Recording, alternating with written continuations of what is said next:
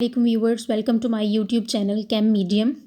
Last video में हम लोगों ने चैप्टर 6 स्टार्ट किया था। ठीक है, हमने बॉन्ड के बारे में इंट्रोडक्शन लिया, हमने कॉज ऑफ केमिकल कॉम्बिनेशन पढ़ा, उसके बाद हम लोगों ने एनर्जेटिक्स ऑफ बॉन्ड फॉर्मेशन को देखा। अभी हमारा जो लेक्चर है that is related to atomic sizes. Atomic sizes जो हैं वो आपके पास 3 तरह के होते हैं। 3 तरह के कैसे, यानी 3 टर्म्स में हम मेजर करते हैं अटोमिक साइज़। एक आपके पास होता है अटोमिक रेडियाई, यानी हम इनके रेडियस की बेस पे इनका जो साइज़ है वो मेजर करते हैं। एक आपके पास अटोमिक रेडियाई है, दूसरा आपके पास है आयोनिक रेडियाई, आयोनिक रेडियस हम मेजर करते हैं। ठीक है, और तीसरा आपके पास है कोवेलेंट रेडियाई। ठीक है, ये आपके पास अटोमिक रेडियाई, आयनिक रेडियाई और कोवेलेंट रेडियाई, ये 3 रेडियाइज हैं जो अटोमिक साइजेस को डिसाइड करते हैं। तो सबसे पहले हम लोग अटोमिक रेडियाई के बारे में देखेंगे। सबसे पहला जो हमारे पास साइज़ का पैरामीटर है that is atomic radii, atomic radius या अटोमिक रेडियाई। इसमें हम अटोमिक रेडियस को किस तरह से डिफाइन करेंगे, या atomic radii, radius for one and radii for multiple radiuses. ठीक है, तो अटोमिक रेडियाई बेसिकली क्या होता है, हम इसको किस तरह से डिफाइन करते हैं। हम कहते हैं atomic radius means the average distance between the nucleus of the atom and the outer most electronic shell. यानी आपके पास है एक न्यूक्लियस, ठीक है, ये इसका फर्स्ट शेल है। मैं ये नहीं बता रही कि ये किसका है, सिंपल आपको स्ट्रक्चर समझाने की कोशिश कर रही हूँ। ये इसका सेकंड शेल है, ठीक है, और ये इसका है थर्ड शेल। ठीक है, अब यहाँ पर ये जो लास्ट शेल है इसका ये, तो बेसिकली इलेक्ट्रॉन के जो एटम है उसके न्यूक्लियस से लेके आउटर मोस्ट इलेक्ट्रॉनिक शेल तक जितना डिस्टेंस होता है वो हम स्मॉल आर से रिप्रेजेंट करते हैं, और वो हमारे पास होता है अटोमिक रेडियस। ठीक है, अटोमिक रेडियस को हम किस तरह से डिफाइन करते हैं, मैं इसकी डेफिनेशन आपको बता दूँ, बल्कि नोट डाउन करवा दूँ। This is the an atomic radius is the average distance, it is the average distance between the nucleus and the outermost electronic shell। Last वाला जो होगा ना, आउटर मोस्ट, सबसे बाहर वाला इलेक्ट्रॉनिक शेल, उसके और न्यूक्लियस के दरमियान जो डिस्टेंस है उसे हमने कह दिया कि ये क्या है, atomic radius. It is the average distance between the nucleus and the outer most electronic shell and that is atomic radius. ठीक है, अब ये कहा जाता है कि अटोमिक रेडियस जो है ना वो हम प्रॉपरली या प्रिसाइजली उसे मेजर नहीं कर सकते। उसकी 2 रीज़न्स हैं। ठीक है, रीजंस कौन कौन सी हैं। पहली रीज़न हमारे पास क्या है कि हमें पता है कि एटम जो है ना उसके गिर्द कोई भी शार्प बाउंड्री नहीं होती। आपने पीछे क्वांटम नंबर्स पढ़े, ठीक है, क्वांटम नंबर्स के बाद आपने ऑर्बिटल्स का कॉन्सेप्ट पढ़ा, ऑर्बिटल्स का कॉन्सेप्ट पढ़ने के बाद आप लोगों ने इलेक्ट्रॉनिक कन्फिग्रेशन पढ़ी। तो ऑर्बिटल्स में आपने पढ़ा था ना एक चीज़, according to Schrodinger wave equation हमने पढ़ा था कि बेसिकली शेल प्रॉपर एक लाइन नहीं होती, वो एक प्रोबेबिलिटी होती है, वो एक थिकनेस होती है जिसके अंदर इलेक्ट्रॉन के पाए जाने के चांसेस होते हैं। एक्चुअली हम ये नहीं कह सकते इलेक्ट्रॉन यहाँ मौजूद है, यहाँ मौजूद है, यहाँ मौजूद है, इधर मौजूद है, इधर मौजूद है। हम ये कह सकते हैं कि हो सकता है शायद इलेक्ट्रॉन इधर हो, शायद इधर है, शायद इधर है, या शायद इधर है। हम प्रोबेबिलिटी, चांसेस की बात करते हैं। हम कहते हैं कि वो रीजन जहाँ 95% चांसेस मौजूद हैं वो ऑर्बिटल है। तो हम एग्जैक्टली नहीं बात करते, हम कहते हैं कि यह कोई शार्प बाउंड्री तो है नहीं इसके गिर्द। इलेक्ट्रॉन मौजूद है तो बाउंड्री है, इलेक्ट्रॉन ख़त्म हो गया तो बाउंड्री ख़त्म होगी। जैसे यहाँ सोडियम के केस में हमने बात की थी कि वो इलेक्ट्रॉन को जब लूज़ करता है तो इलेक्ट्रॉन की के को लूज़ करने के साथ साथ उसका शेल भी तो रिमूव हो जाता है। तो पहले उसकी बाउंड्री इतनी थी, रेडियस इतना था, अब उसका रेडियस इतना रह जाता है। ठीक है, इलेक्ट्रॉन को लूज़ करने के बाद। तो यही बात वो कह रहे हैं कि कोई शार्प बाउंड्री तो होती नहीं। पहली रीज़न क्या है, वाई वी कांट मेजर, यानी क्वेश्चन आपको आ सकता है, question Y the radius can't be determined precisely, कि क्यों नहीं उसको हम प्रिसाइजली मेजर कर सकते। तो उसकी रीज़न है, पहली रीज़न क्या है, there is no sharp boundary around the sharp boundary of an atom, यानी एटम की कोई भी शार्प बाउंड्री तो होती नहीं है, ठीक है, कि हम कहीं यहाँ से लेके यहाँ तक, ये शार्प नहीं होती, इसके अंदर थोड़ी सी कन्फ्यूजन होती है हमें, ठीक है। और दूसरी जो रीज़न है हमारे पास, हम कहते हैं कि जो इलेक्ट्रॉन की डिस्ट्रीब्यूशन की प्रोबेबिलिटी होती है ना, वो नेबरिंग एटम्स को भी इफ़ेक्ट करती है, ठीक है। हम कहते हैं electronic probability distribution is affected by the neighbouring atoms, यानी जो प्रोबेबिलिटी है ना, यानी जो ऑर्बिटल है, द इलेक्ट्रॉनिक प्रोबेबिलिटी, बताती हूँ ये क्या मैं कह रही हूँ, इसको एक्सप्लेन करती हूँ। इलेक्ट्रॉनिक प्रोबेबिलिटी इज़ अफेक्टेड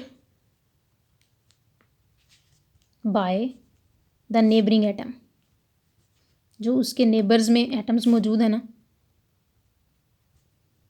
उसकी वजह से ये इफ़ेक्ट हो सकती है। यानी कि जो प्रोबेबिलिटी, हम कह रहे हैं कि शार्प बाउंड्री तो है नहीं, सिर्फ एक प्रोबेबिलिटी है इलेक्ट्रॉन के मौजूद होने की, तो अगर इसके करीब कोई और एटम आएगा तो वो इस प्रोबेबिलिटी को डिस्टर्ब करेगा। कैसे? उसकी अपनी भी तो प्रोबेबिलिटी है ना, एक इलेक्ट्रॉन की डिस्ट्रीब्यूशन, इलेक्ट्रॉनिक क्लाउड मौजूद है, वो इलेक्ट्रॉनिक क्लाउड इसके इलेक्ट्रॉनिक क्लाउड को रिपेल करेगा, और रिपल्शन यानी नेगेटिव नेगेटिव की रिपल्शन होगी तो इसकी शेप डिस्टॉर्ट हो जाएगी। डिस्टॉर्ट होगी तो फिर भी हम इसके आउटर मोस्ट शेल से इसके न्यूक्लियस का डिस्टेंस ईजिली फाइंड आउट नहीं कर सकते, ठीक है। तो ये दो चीज़ें हैं जिसकी वजह से हम प्रॉपरली फाइंड आउट नहीं कर सकते। पहली कि कोई शार्प बाउंड्री तो होती नहीं, दूसरा जो थोड़ी बहुत बाउंड्री होती है, प्रोबेबिलिटी अगर होती है, चांसेस होते हैं, तो वो इफेक्ट नेबरिंग एटम्स जो हैं वो उसको इफेक्ट कर देते हैं, जिसकी वजह से हम प्रॉपरली उसका रेडियस फाइंड आउट नहीं कर सकते, ठीक है। लेकिन बेसिकली वो है क्या? It is the distance, average distance between the nucleus and the outer most electronic shell, ठीक है। आगे हमारे पास है वेरिएशन, ठीक है। दूसरा वो ये कहता है कि अगर हम वो वेरिएशन डिस्कस करने से पहले मैं आपको बता दूं कि वो कहता है कि हम एटॉमिक रेडियाई इस तरह हम डिफ़ाइन तो कर लेते हैं, लेकिन जब हम मेजर करते हैं तो हम ये वाला जो ये टेक्निक है ना, इसको हम मेजर करने के लिए एक्स रेज़ की मदद लेते हैं, ठीक है। एक्स रेज़ की जब मदद लेते हैं तो उसमें स्पेक्ट्रोस्कोपिक मेजरमेंट्स के थ्रू हम लोग एटॉमिक रेडियाई जो है वो फाइंड आउट कर सकते हैं।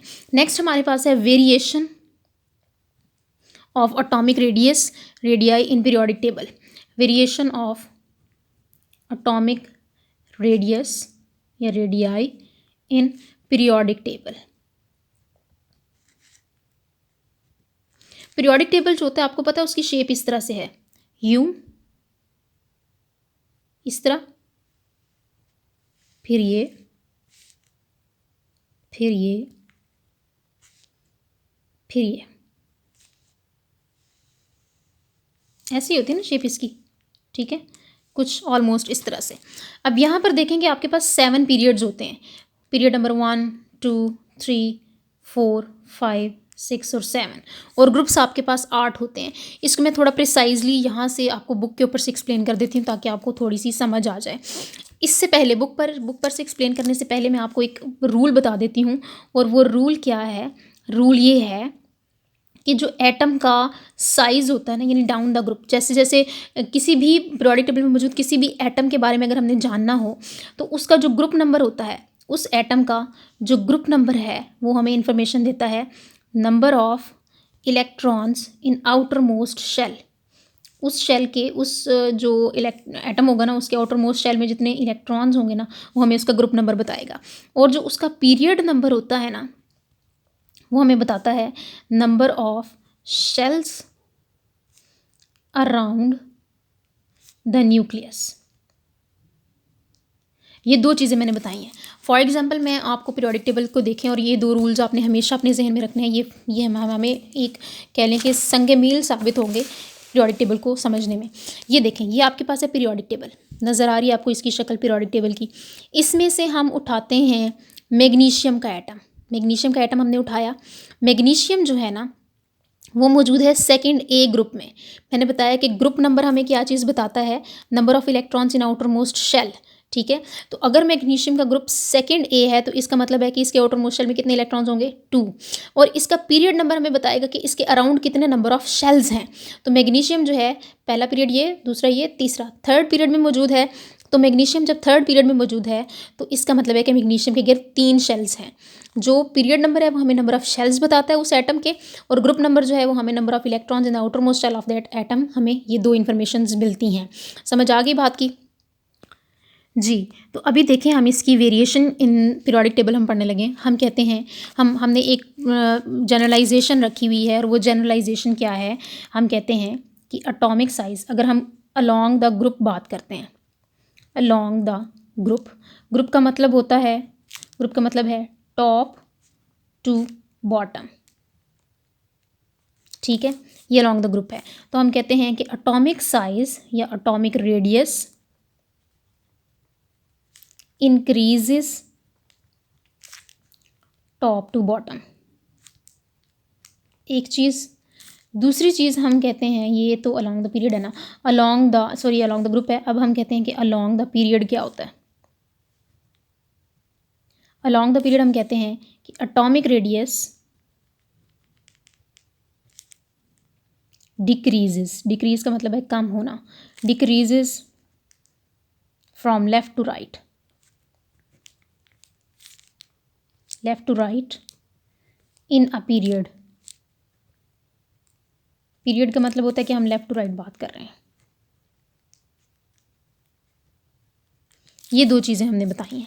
अब यहाँ पर देखेंगे, ये जो जनरलाइजेशन हमने किया, हमने कहा है कि along the group top to bottom atomic radius increase होता है और left to right atomic radius जो है वो डिक्रीज़ होता है।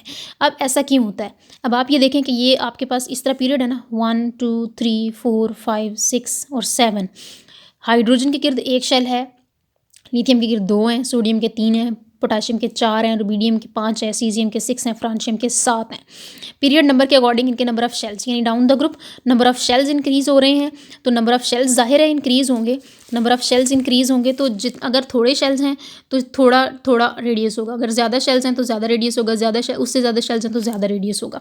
यानी आपके पास है, सपोज़ करें आपके पास है एक एटम, फ्रांशियम की मैं बात कर रही हूँ, ठीक है। ये देखें, सेकंड में मौजूद है सोडियम और 7th में मौजूद है फ्रांशियम।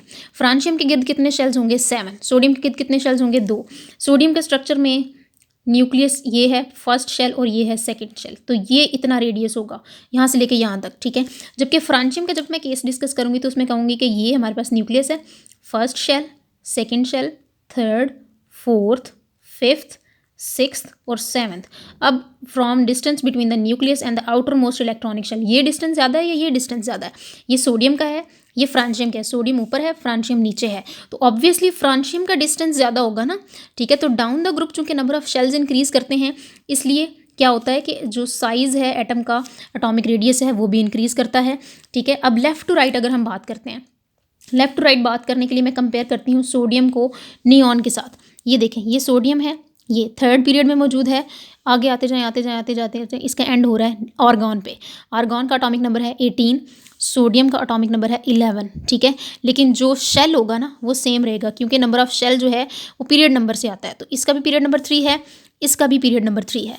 आर्गॉन का पीरियड नंबर 3 है, लेकिन आर्गॉन के अंदर 8 इलेक्ट्रॉन्स मौजूद हैं। जबकि सोडियम का भी पीरियड नंबर 3 है, लेकिन सोडियम के लास्ट शेल के अंदर 1 इलेक्ट्रॉन मौजूद है।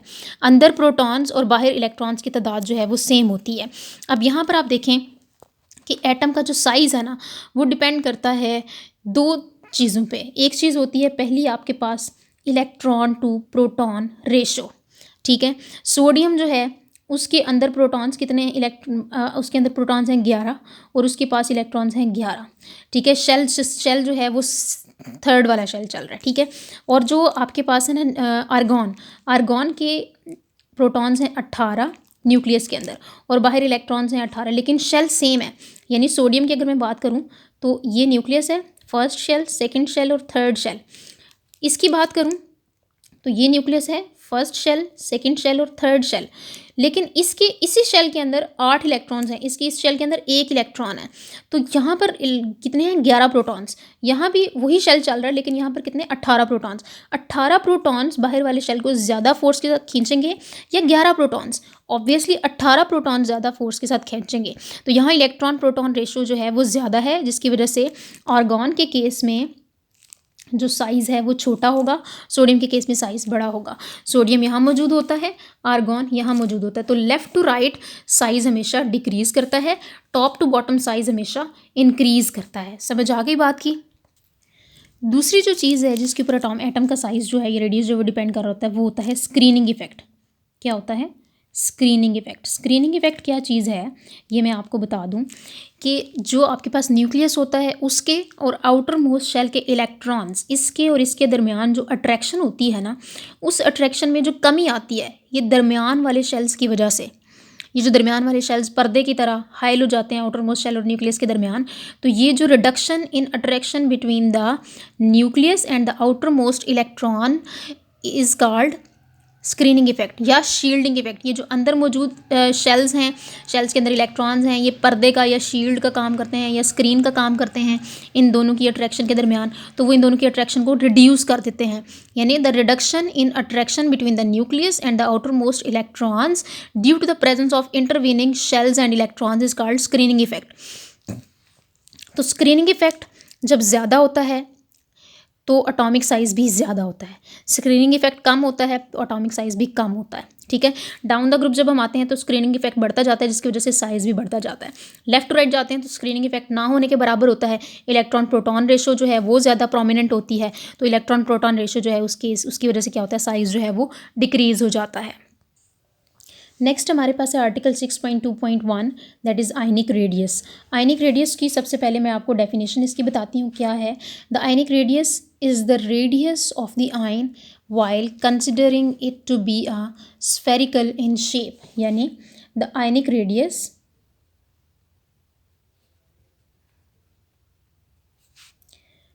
ऑफ एन आयन या ionic radius of N ion is the radius of the ion while considering it to be spherical in shape या considering it to be spherical। यानी हम ionic radius किस तरह से फाइंड आउट करते हैं, हम कहते हैं कि अगर एटम जो है उसकी स्फीयर शेप है तो उस केस में जो उसका रेडियस होगा ना वो आयनिक रेडियस होगा। अच्छा, अब इसमें हमारे पास दो केसेस अराइज करते हैं आयनिक रेडियस के अंदर। हम कहते हैं, हम दो केसेस लिखते हैं। सबसे पहला केस जो हम लिखते हैं वो क्या है, दो केसेस हैं हमारे पास। हम कहते हैं the size of cation. Ion की आपको पता है ना, दो ही टाइप्स होती हैं। कौन कौन सी टाइप्स होती हैं आयन की? एक होता है कैटाइन जो कि पॉजिटिव आयन होता है, पता है ना आपको। एक होता है एन आयन जो कि नेगेटिव आयन होता है। ये चीज़ें आप लोग जानते हैं। पहला केस हमारे पास राइज होता है, the size of cation is always smaller than its parent atom. ये पहला केस है। और दूसरा केस क्या है, the size of an ion is always larger than its parent atom. पहले हम इस केस को देख लेते हैं कि कैटाइन का साइज़ हमेशा कम क्यों होता है। इसके केस में मैं आपको एक एग्जांपल बताती हूँ कि आपके पास जो सोडियम है ना, उसका ओरिजिनल यानी सोडियम ओरिजिनल सोडियम 11, इसका साइज़ होता है 186 पिकोमीटर। ठीक है, और जब इसका बनता है आपके पास कैटाइन तो उसका साइज़ जो होता है वो होता है ऑलमोस्ट 95 पिकोमीटर। यानी जो सोडियम पॉजिटिव बनता है उसका साइज़ है 95 पिकोमीटर। अब ये कहा है कि size of cation is always smaller than it's parent atom. Parent atom ये है और कैटाइन का ये कितना फ़र्क आया, 186 और 95, तकरीबन ये डबल का फ़र्क आ गया। क्यों आता है ये फ़र्क? इस वजह से कि पहली रीज़न इसमें क्या है, इसके पीछे रीज़न्स कौन कौन सी हैं। पहली रीज़न ये होती है कि द रिमूवल ऑफ इलेक्ट्रॉन, ज़ाहिर इलेक्ट्रॉन रिमूव होता है ना या लूज़ होता है। द रिमूवल ऑफ इलेक्ट्रॉन या loss of electron sometimes removes और लूज द शेल। ठीक है, कि क्या हो सकता है कि बाज़ औक़ात इलेक्ट्रॉन का रिमूवल शेल का रिमूवल भी कॉज करता है। जैसे सोडियम है तो ये इसका न्यूक्लियस है, ये इसका फर्स्ट शेल है, ये इसका सेकंड शेल है, ये इसका थर्ड शेल है। पहले शेल में 2 इलेक्ट्रॉन्स हैं, दूसरे में 8 हैं। बार बार मैं यही स्ट्रक्चर ड्रॉ करती जा रही हूँ। ये 8 हो गए, तीसरे में 1 इलेक्ट्रॉन है। तो अगर ये इलेक्ट्रॉन लूज़ हो जाता है, ये है सोडियम अपनी ओरिजिनल फॉर्म में, सोडियम 11 न्यूट्रल। और जब ये सोडियम पॉजिटिव बनाएगा ना, तो सोडियम पॉजिटिव किस तरह से बनाएगा कि आपके पास है ये इसका न्यूक्लियस, ये इसका फर्स्ट शेल, ये इसका सेकेंड शेल। इलेक्ट्रॉन लूज़ करना है, -1 इलेक्ट्रॉन निकाल दिया। पहले शेल में 2 इलेक्ट्रॉन, दूसरे शेल में 1 2 3 4 5 6 7 8 इलेक्ट्रॉन। और तीसरा जब इलेक्ट्रॉन निकलेगा तो शेल भी ऑटोमेटिकली रिमूव हो जाएगा। पहले इसका ये था रेडियस, ठीक है। अब इसका रेडियस है ये ज़्यादा है और ये कम है, ठीक है। तो ये है हमारे पास सोडियम पॉजिटिव, ठीक है। तो यानी पहली केस में क्या हो सकता है कि इलेक्ट्रॉन का लूज जो है समटाइम्स वो शेल को भी ख़त्म कर देता है। और दूसरी रीज़न क्या है इसमें, दूसरी रीज़न ये है the disturbance of electron proton ratio, disturbance of electron proton ratio, ठीक है। इलेक्ट्रॉन प्रोटॉन रेशो का मतलब क्या है कि पहले सोडियम 11 था ना, सोडियम 11 जो है इसका मतलब है कि 11 प्रोटॉन्स हैं, ठीक है, और 11 इलेक्ट्रॉन्स हैं। 11 प्रोटॉन्स पॉजिटिव के होते हैं और 11 इलेक्ट्रॉन्स नेगेटिव के होते हैं। 11 11 से कैंसिल हो जाएगा तो 0 आ जाएगा, यानी 11 प्रोटॉन्स जो अंदर मौजूद हैं वो 11 इलेक्ट्रॉन्स को खींच रहे हैं। जबकि जब एक इलेक्ट्रॉन निकल जाएगा -1 इलेक्ट्रॉन हो जाएगा। प्रोटॉन को तो नहीं हम निकाल सकते ना। अब सोडियम पॉजिटिव के केस में क्या हो जाएगा कि एक प्लस 11 प्रोटॉन्स हैं जबकि 10 इलेक्ट्रॉन्स हैं। भाई एक इलेक्ट्रॉन तो निकल चुका उसके अंदर से, तो आंसर क्या आएगा +1, 1 प्रोटॉन एक्स्ट्रा है। अब 11 प्रोटॉन्स जब 11 इलेक्ट्रॉन्स को अट्रैक्ट कर रहे थे तो उसका साइज़ था ये। जब 11 प्रोटॉन्स 10 इलेक्ट्रॉन्स को करेंगे तो ज़ाहिर है पॉजिटिव चार्ज ज़्यादा है, तो वो इलेक्ट्रॉन्स कम है तो उसको ज़्यादा फोर्स के साथ खींचेगा ना और उसके साइज़ को रिड्यूस कर देगा, ठीक है। Disturbance of electron proton ratio, ये प्रोटॉन ज़्यादा हो गए हैं जिसकी वजह से क्या होगा कि साइज़ छोटा हो जाएगा। ये दो रीजंस हैं जिसकी वजह से हम कहते हैं कि size of cation is always smaller than its parent atom, ठीक है। अब ये पहला केस था। अब केस 2 है हमारे पास। केस नंबर 2 क्या है भाई, केस नंबर 2 कहता है the size of anion is always larger या greater than its parent atom.